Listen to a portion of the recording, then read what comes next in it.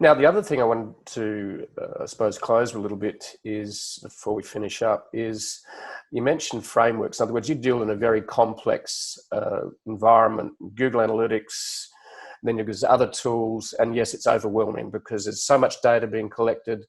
So can you tell me what the conceptual level of the framework is? I'd be fascinated by that, because what are the steps? So what's the framework that you help people with for them to make sense of the noise and the data?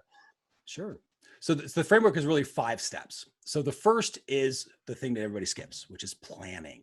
So before you go into a tool like Google Analytics, you plan ahead a little bit. And that is, I'm going to give you an acronym. I know you love them. KIA. So QIA is really all this is. So it's question. What question do I want to get an answer to? That's the first thing you need to think about when you're planning it out. Second, what information do I need to collect to get that answer? Third, and this is the most important part of that process, what action will I take based upon the answer? So for example, before you go into analytics, you say, well, I want to know what my opt-in rate is.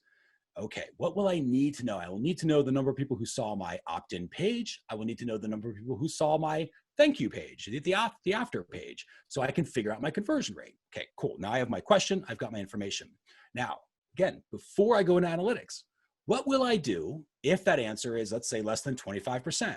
Well, in that case, I'm going to go back to the page and maybe look at the traffic source, because it should be converting between 25 and 35%. So I'm going to work on the targeting of the ad or the offer on the page. What if it's higher than 35%?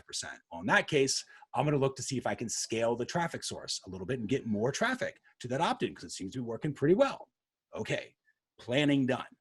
Now we build. We go into Google Analytics. So if you're not using Google Analytics, set it up. Make sure those pages are being collected so you can see how many users are on the landing page, how many users are on the thank you page.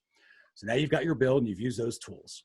Then you go into the reports, right? In Google Analytics, that's where everybody starts. They start at the reports and they've skipped those 2 steps normally.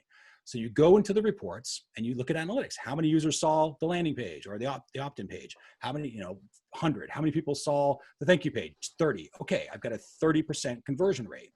Now that you see that in your reporting stage, right? So we've done planning, building, and reporting.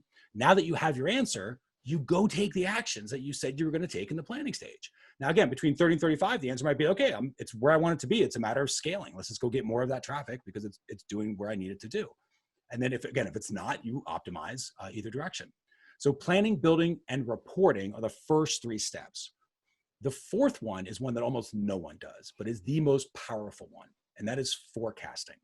So if you know that your conversion rate is between 25 and 35%, and that's what it's been, because that's been the trend, right? You've got a pattern of 25 to 35%. Remember, truth is in the trend, power is in the pattern.